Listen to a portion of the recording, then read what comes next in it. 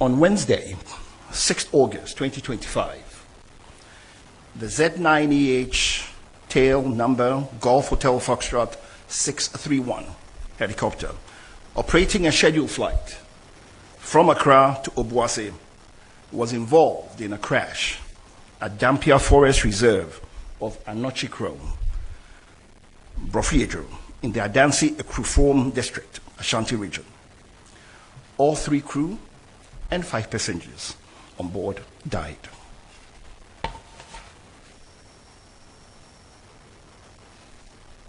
The President of the Republic of Ghana, His Excellency John Dramani Mahama, directed the Acting Minister of Defense to constitute an accident investigation board. The Ministry of Defense, on the 25th of August 2025, announced through a press release the establishment of the board mandated to inquire into the causes and circumstances leading to the Z9 Echo Hotel helicopter accident.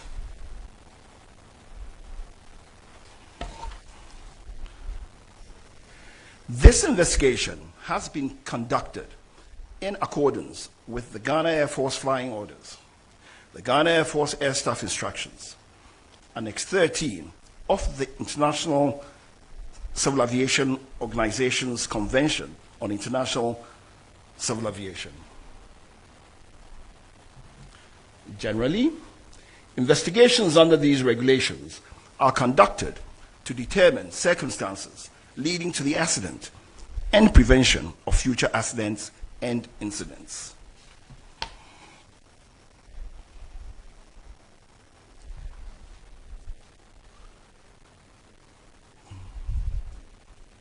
The final report, which was presented, came in a format which had 4 parts. Part 1, factual information. Part 2, analysis of the factual information. Part 3 were the conclusions, which includes the findings, the causes, and all contributory factors. And Part 4, the safety recommendations.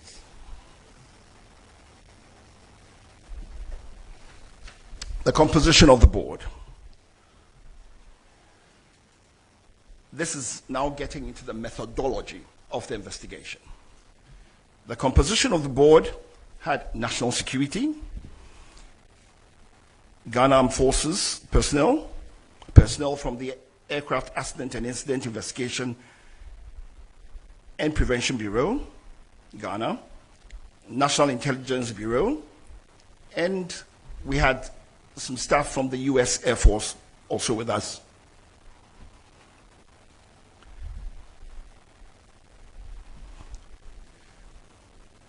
For the factual information evidence collection, we immediately had, on the 26th of August, a briefing by the preliminary investigation team, PIT as it's called.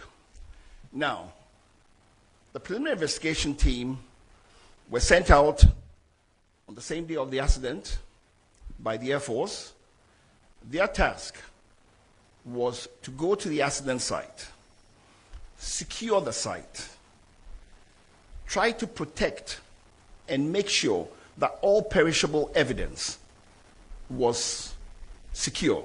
Now, when we speak of perishable evidence, we mean things like information, things like memories, because people forget after a short time. They also have the duty of making sure that in as much as possible they can capture and do a wreckage diagram of all the parts and so on that were around the crash site, because all these help in deducing what actually caused the accident. So we had a briefing by the PIT team, and they handed over the PIT report. The flight recorder, made up of the flight data recorder and the cockpit voice recorder, which is typically called the black box, and some personal effects of the passengers. The team then started, having gotten this information, decided to proceed to the accident site to get first-hand knowledge of the accident site and to be able to interview witnesses and so on. We also went through a process of looking at all the maintenance records of the aircraft. We looked at the flight logs of the aircraft, we looked at the flight logs of the crew, we checked on the crew's qualification, we checked on documentation, just to be sure that everything was proper. The flight data and cockpit voice recorder were then transported to the AVIC Flight Decoding Center in Xi'an, China, from the 12th September to 22nd September 2025. Now, AVIC is the Aviation Industry Corporation of China. The aircraft is a Chinese aircraft. They were the manufacturers. They had the software and the hardware capable of decoding and giving us the data from the flight data recorder. So we had to go to them.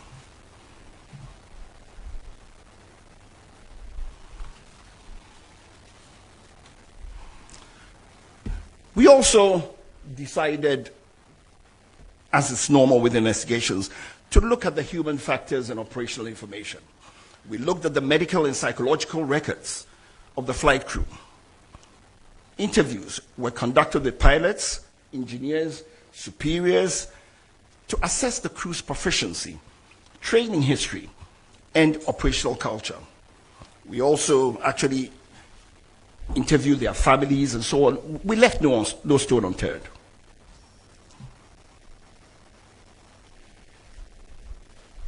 We also interpreted the weather. We looked at the weather on the day. And we looked at the METAR, which is the actual weather at the aerodromes. We looked at the TAFs, which are the terminal aerodrome forecasts, eyewitness observations, and then we also took data from the Ghana Meteorological Agency.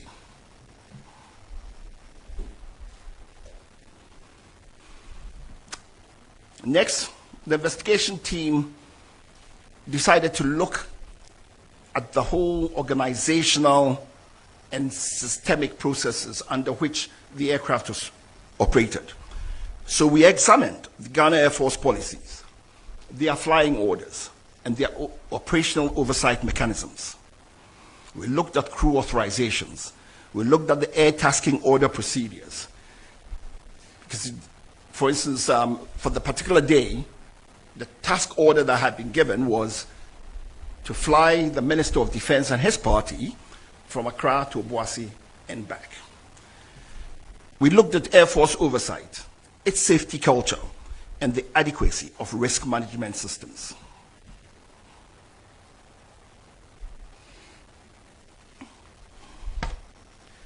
Having gotten all this factual information, we then moved to analysis and reconstruction. Using data from the flight data recorder and cockpit voice recorder, radar tracks, and eyewitness accounts, the flight path was reconstructed. We also looked at various analysis of several data and other similar accidents. And then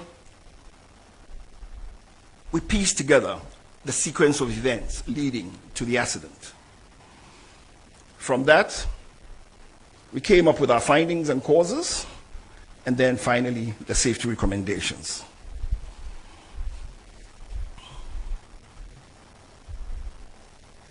So, for the scope of flight, we looked at the history of the flight, we looked at the weather, we looked at the environment, we looked at the machine, that's the helicopter. We looked at human factors, the crew flying the plane.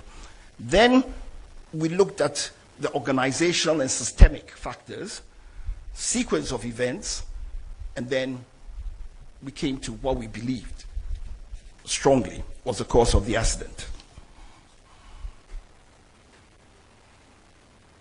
For the history of flight, we went before the flight to see what the pilots had been doing. And it's on record that their last 3 flights before the subject flight, the same crew had flown all the 3 flights before on the same helicopter. On the 2nd of August, they came from their base in Takoradi to Accra. It was a Medivac flight, 1 hour long. On the 3rd of August, the following day, they did a flight from Accra to Cape Coast, back to Accra. 1 hour, 20 minutes. It was also a medical evacuation flight, Medivac. On the 4th, they were tasked to go fly Accra to Salman, back to Accra. That was a 2 hour 30 flight. That was a bullion flight, cargo flight. On the 5th of August, they rested. Now, it helps to say here that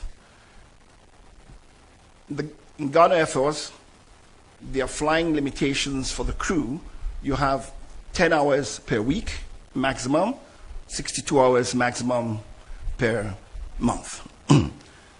Before flight, it's also accepted that if you've had a rest of 8 hours, you've had enough rest and you can go to work.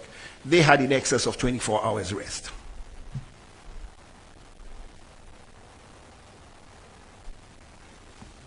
On Wednesday, 6th August, the crew for the Z9 aircraft, call sign, ISCAP, Hotel Romeo, India, planned to execute the task order for the Ministry of Defense. The flight was scheduled to depart at 8 a.m. with an estimated en route time of 50 minutes. The captain delayed the flight due to adverse weather in Accra, Kumasi, and Obuasi. The weather improved about an hour later. So, takeoff ended up at 12 minutes, 14 seconds after 9 a.m. Throughout the flight, the altitude changed to avoid low clouds. Now let me explain why this was so. The flight started out being conducted under visual flight rules. Now, if you're flying under visual flight rules, what it means is you're using visual references to navigate. It's a normal way of flying. So they were using visual cues to navigate to go to Obuasi. And so they had to stay away from cloud in contact with the ground. So as the cloud base changed, they changed their altitude. Where they needed to avoid, they would avoid.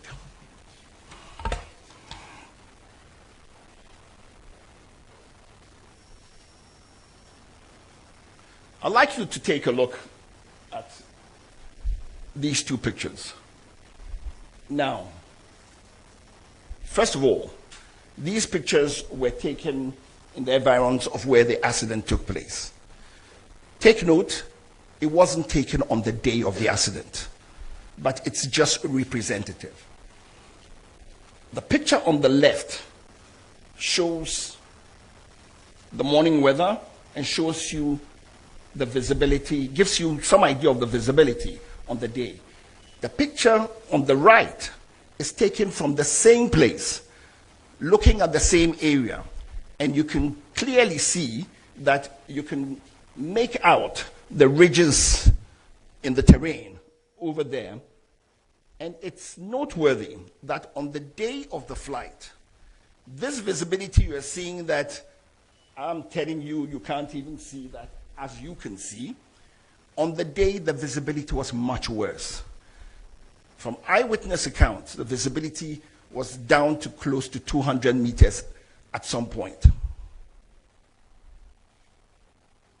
This also shows a picture of actual weather from a passenger who was on board the aircraft, just to give you an idea.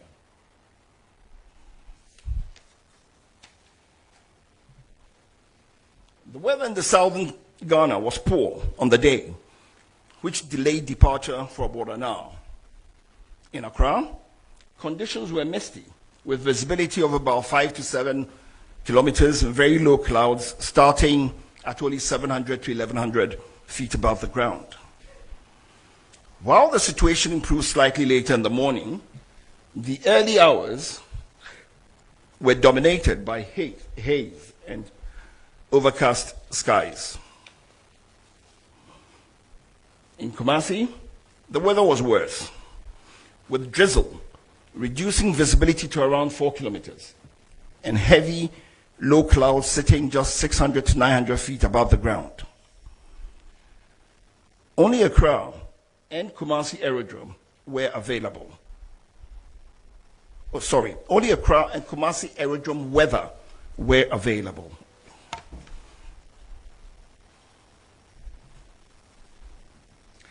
There was no formal information on the weather available to the pilots along the flight route. Witnesses reported poor visibility due to fog and rain at Borɔfo Yedru and its environs. Environmental conditions Environmental commissions in the Dampier Forest Reserve and its rugged terrain of hills, mountains, created conditions such that over such rugged terrain, you can have turbulence, downdraft, and other phenomena.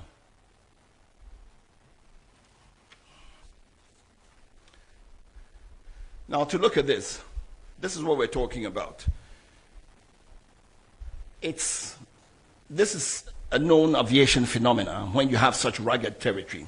And what ends up happening is turbulent wind currents occur usually around ridgelines, mountains, and hills, and can generate sink rates in excess of 1,000 feet a minute in moderate wind conditions. These sink conditions can often exist well above the barrier that induces the eddies.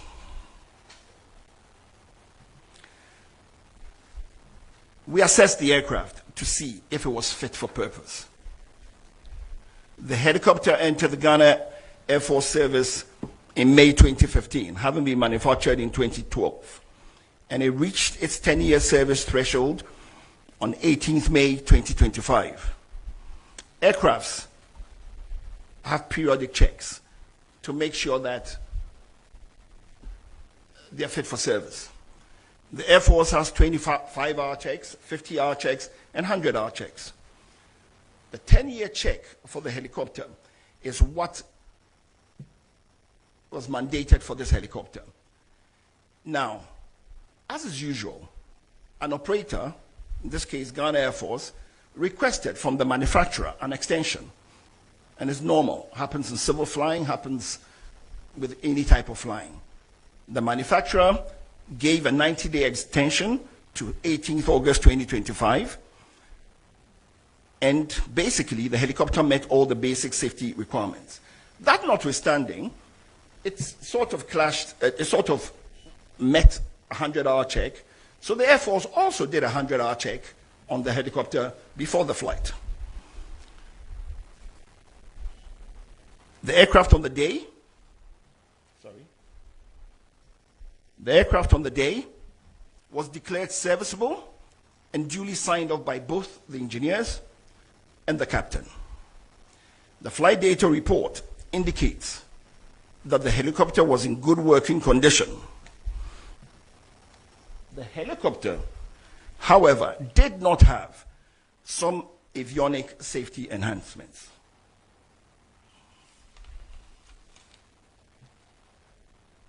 As I said before, the aircraft was serviceable and airworthy. The additional safety equipment that the helicopter did not have were things like the helicopter terrain awareness system or the enhanced ground proximity warning system, as you may choose, advanced navigation with terrain mapping, an automatic flight control system.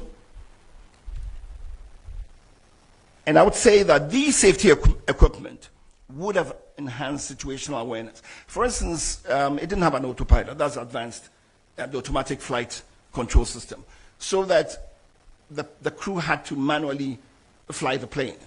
So it sort of increases workload. Typically, you want to have a plane that has an autopilot. All the civil planes use autopilots, and the workload on the pilots is very low. It gives you the chance to do things and to think easily, and so on and so forth. Despite all this, the aircraft was in a good condition to fly and met all safety requirements. The investigation has recommended strongly for aircraft with these additional safety enhancements to be acquired immediately for the Air Force.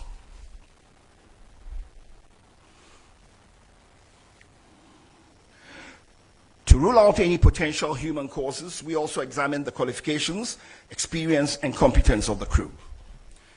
The captain has a postgraduate certificate in Safety and Accident Investigation from Cranfield University, UK, in 2024. The captain was a qualified FAA, that's the Federal Aviation Administration, commercial and instrument-rated pilot from Bristow Academy, Florida, USA, in April 2015, 10 years ago. Within the Ghana Air Force, he was recategorized in March 2025 as a Cat C pilot. That is, a pilot qualified to be a captain on the helicopter, the Z9 helicopter. And he had a green instrument rating.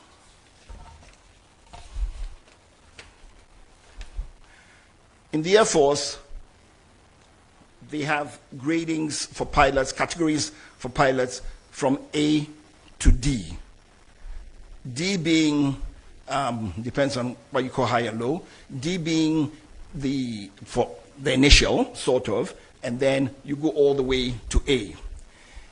It's interesting to note that for quite a while, and as at now in the Air Force, the highest category is Cat C. So the pilot was totally competent to be flying this plane.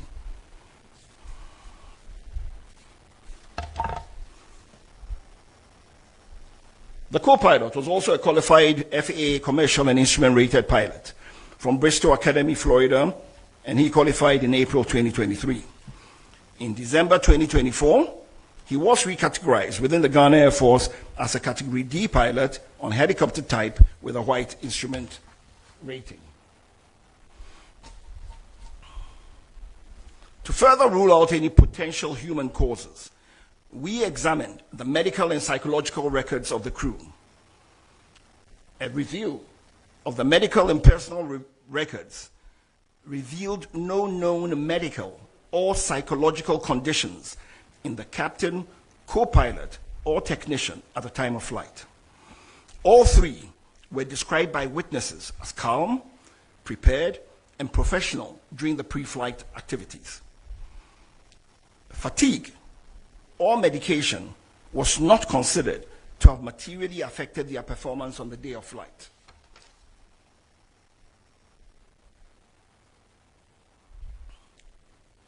Now to the sequence of events.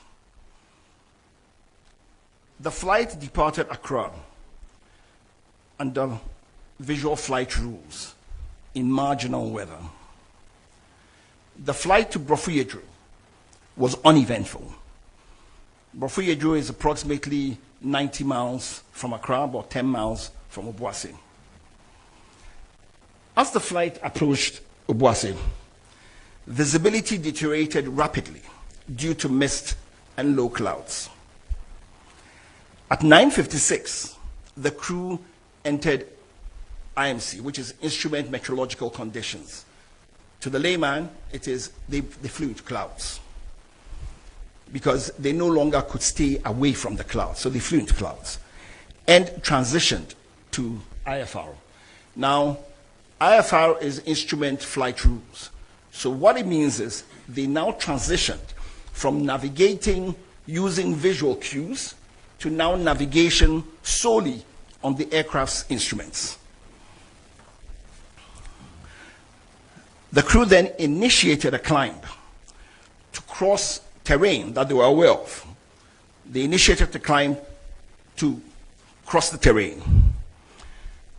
Seconds before impact, The crew stated that they could see the high ground below, so they had gone over it. Suddenly, thereafter, the helicopter that was flying up, without any change in its power or in the pitch, which we use to go up and down, suddenly lost height and impacted a ridgeline at about 1370 feet above sea level.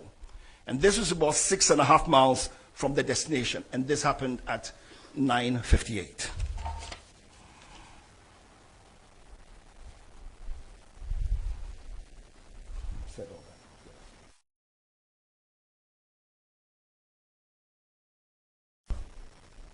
Is what the planned track had been. The purple line is what the aircraft actually flew. And that took place because it was avoiding clouds and so on and ended up where it was.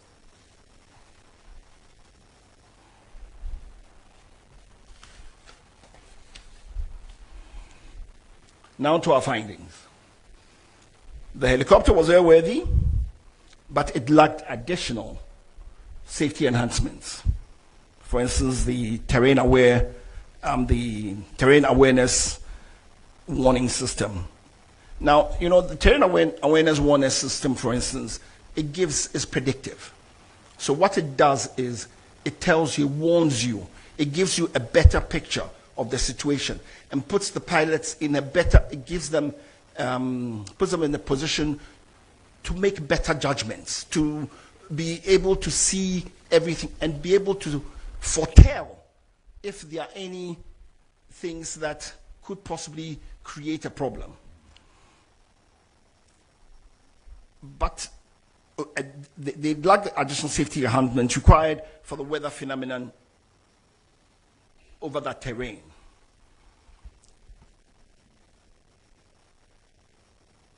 There was adverse weather, there was limited visibility, there was rising rugged terrain, with this terrain induced complicating factors, and there were no ground-based navigational route aids en route. The investigation would like to say that from everything they gathered, the emergency response was very timely. The fact that the first responders managed to get to the site in about 2 hours was remarkable because the terrain has very steep slopes. It was raining, it was slippery. So it wasn't the easiest thing to do. When we went to the site, it was also raining and it was very slippery. And we struggled using sticks and everything to try to get up there.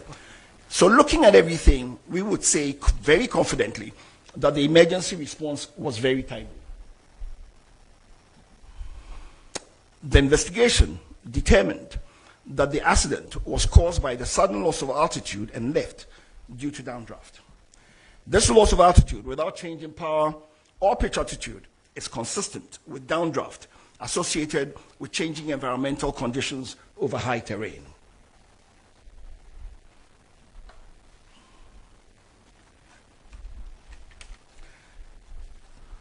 In our findings also,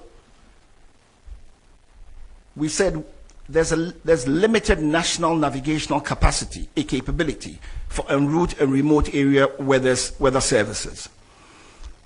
We also looked at training and realized that the Air Force doesn't have much simulator training. We looked at flight monitoring and realized that there was no flight data monitoring also taking place. For flight following and tracking of aircrafts, we realized that it was also not there. There's no secondary surveillance radar, no automatic dependent surveillance broadcasts, or any other real-time tracking of aircraft.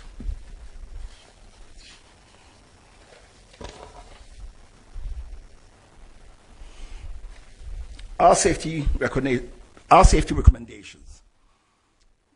There is a definite need to modernize the fleet of the Ghana Air Force. We have recommended that the Air Force acquire modern aircraft with terrain avoidance warning systems and modern navigation systems. That the aircraft should have cockpit voice recorders and flight data recorders, which are the audiovisual capable types. That the Air Force should invest in simulators for recurrent training. That they contract certified aviation weather provider or providers, and that Ghana as a nation should try to have en route navigational aids, especially in remote areas. The Air Force should seriously consider establishing flight data monitoring and en route tracking systems. And finally, we believe that they need to acquire ground support equipment, modernize what they have.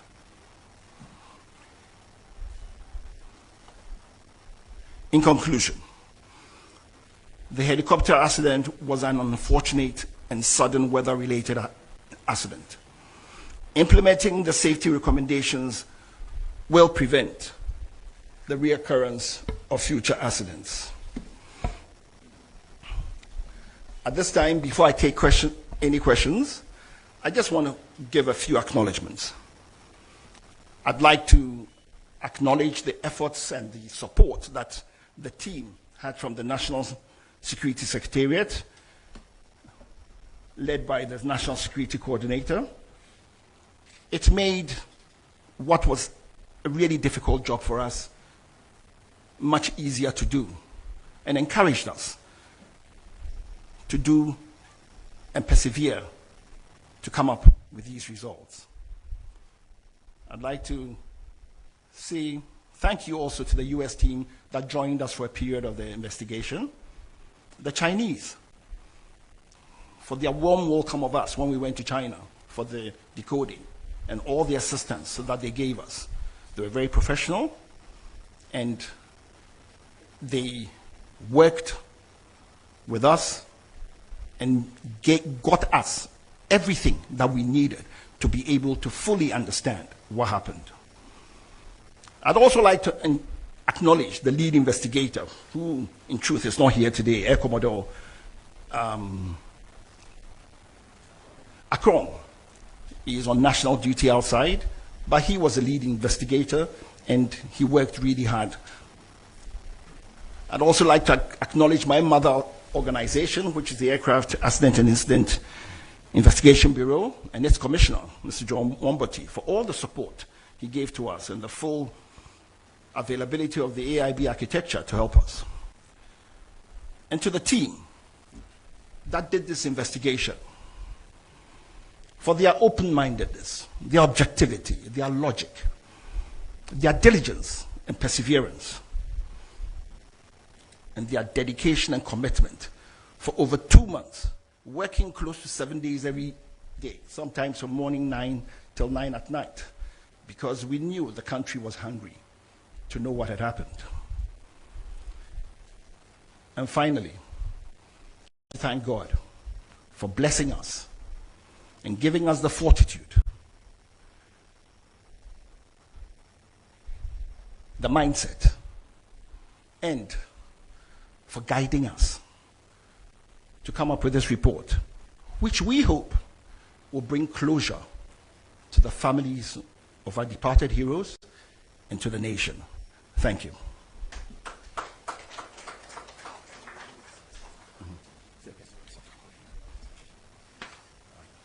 Thank you very much, Captain Fujo, for that comprehensive and detailed report.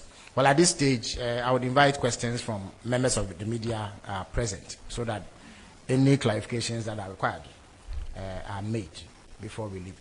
If you have a question, please take the microphone, identify yourself, the organization you work for, and ask it so that answers may be provided.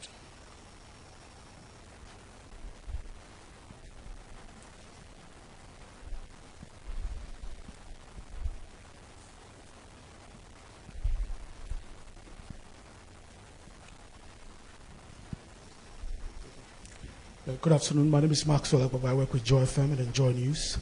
I know a lot of Ghanaians will be curious to know if the investigative committee listened to the audio recordings, of the helicopter. And I want to find out if indeed you listened, if it's possible to give us an idea of what happened in that moment. And then the second question, you talked about modernizing the fleet of the Ghana Armed Forces. I know right after the incident, there were calls to modernize the fleet, and this revelation is definitely going to reignite the calls, especially also coming on the back of recent discoveries about the presidential jet.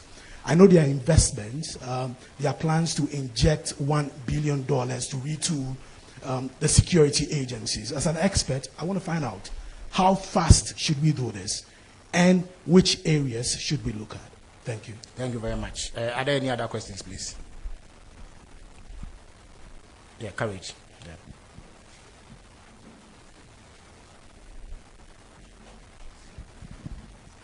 Komla Kulicha, I work at Media General. What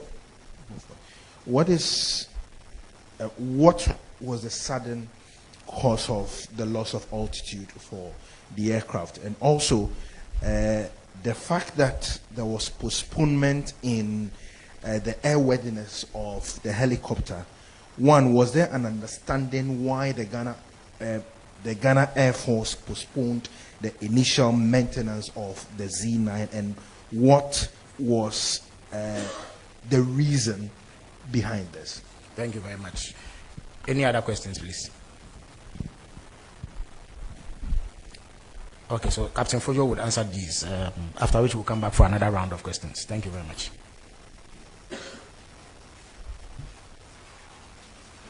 Thank you for your questions. Yes, we listened to the CVR. We listened to it several times. And it is part of what informed us of what caused the accident. And for modernization of the fleet, we think it should be done immediately. Tomorrow is not fast enough. As soon as the country can afford and do it, we should do it, because it would help the Air Force with this core mandate, part of which is to fly dignitaries all over the country. And I think we owe it to ourselves as a nation to make sure that we have aircrafts fit for purpose, aircrafts that are of the highest technology, to make sure that everything is very, very safe. Yeah. To the sudden loss of altitude, I'm sure it was in one of the slides. When you over rugged territory, that's over terrain, dependent on the steepness and so on and so forth, it's very easy to have turbulence. It's caused by eddies and rotors. It's an aviation phenomena, right? And you have updrafts, you have downdrafts. And even interestingly, even above the ridge, you can still have downdrafts coming. And it's not, it's a phenomenon, it's an aviation phenomena that unfortunately they fell into. They were very unfortunate, but it's a phenomenon that they fell into. And because there cannot be any other reason for that sudden loss of altitude for a plane climbing with power, with a pitch attitude, right? Because you see, the flight data recorder, to just help you understand the whole thing, the flight data recorder records the last 10 hours of a flight. The cockpit voice recorder records the last 2 hours of a flight. The flight data recorder, this particular one of this helicopter, records 93 parameters every second. The 93 parameters is made up of 48 analog parameters and 45 switch positions. So, looking at the flight data report, you know where all the switch positions are, you know what the height of the plane was, you know the exact position of, you know it time bound. So, what we are saying is from informed data. It's not that we've just conjectured something. We have the data, we've looked at it, and that is how come we've come with the conclusions we've come up with. I hope I've answered. Then the last one, the postponement of the maintenance. It's industrial practice. It's operational. In the airlines, it's done. Air Force doing it, there's nothing wrong with it. It's accepted practice. So there's nothing to it. I hope I've answered your question. Thank you. Thank you very much. If there are any more questions, I'll take them now. Yeah.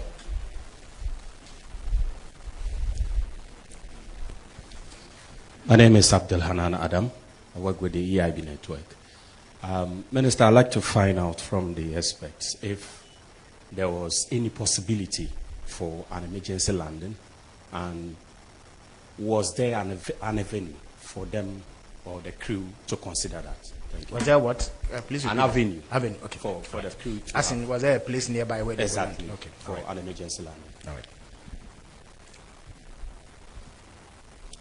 Good afternoon. Yeah. My name is Julius. I report for the Ghanaian Times. Sir, in your presentation, you mentioned that the helicopter was in a very good shape, but then they did not have what you called avionics safety requirements, additional avionics safety requirement. If they had, would it have assisted them to avoid this? And then outside of your report, there have been a lot of speculations about the final moments of the aircraft from eyewitnesses that it exploded, parts scattered all over the place. Could you address this for us, please? Thank you. Thank you very much.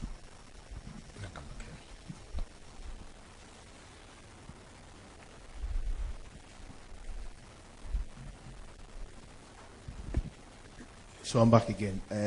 If my memory could serve me right, I think the release by the Ghana Armed Forces just shortly after the announcement was made in this hall by the Chief of Staff did indicate that the heli went off the radar. But from the presentation, we are made to understand that there was no monitoring. I stand to be corrected though. How do we marry these two? All right. Thank you very much. Is there another question, please? Okay, so Captain Fojo will take these questions here.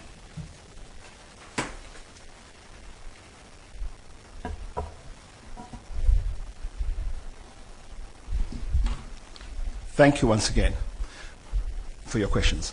I would like to presume that when you say emergency landing, you mean a diversion, because an emergency landing is when something goes wrong with the plane, because nothing ever went wrong with the plane.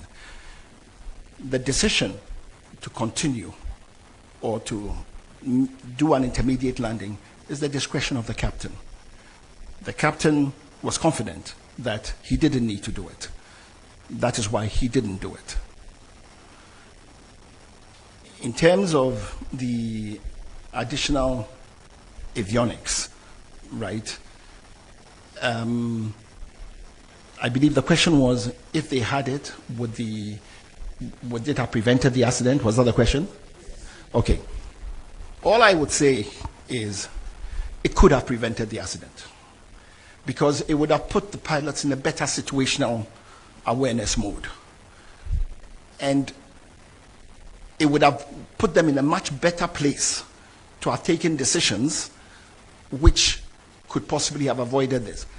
But let's not kid ourselves. Let me just say something. What they went through is the sort of thing that even the best anywhere would have struggled to get out of, using what they were, with the limited instrumentation and so on that they had. The instrumentation, the instrumentation was fit for everything, but what we are saying is, I guess it's like saying that more meat never spoils the soup. It's, if you have all these other enhancements, it really helps. The Air Force the Air Force would be happy to have these enhancements because they know what it would help them do, and it would make our dignitaries and so on much safer when they fly. So that is why we are recommending that. But it doesn't mean that the fact that those enhancements were not there, that is why the accident happened. No, it would be wrong to say so. That would be too far-fetched. In terms of the explosion, there was no explosion before. You know, the Z9 helicopter, its fuel tank actually is under the where the passengers sit, right? So when it impacted, and don't forget, it was doing a flight to Obuasi and back. It wasn't going to refuel in Obuasi. So it had fueled up well. So on impact, that is when the explosion took place. We looked at all that. We looked at the corroboration. The time when, because you see, when there was the impact, when the explosion took place, don't forget, there were eyewitness accounts. So the eyewitness accounts tally with what we're saying. In terms of the helicopter going off radar, our radar systems in the country are just Accra, Kumasi. The routes they were flying, together with the height at which they were flying, it was very easy for them to go off radar. It's normal. Flight monitoring, which is what we're talking about, is different from being on a radar, right? Flight monitoring is knowing where your aircraft is at any time. It doesn't have to be on a radar screen. It can be through messages. That's why we said things like secondary surveillance, radar broadcasts, and so on and so forth, right? But it's a tracking system, okay, and it should be done for all Air Force aircraft. In fact, in the civil world, airlines, by law, have to track the aircraft. So what we're asking for is, we're not asking for the moon. It's something that must be done. I hope I've answered your questions.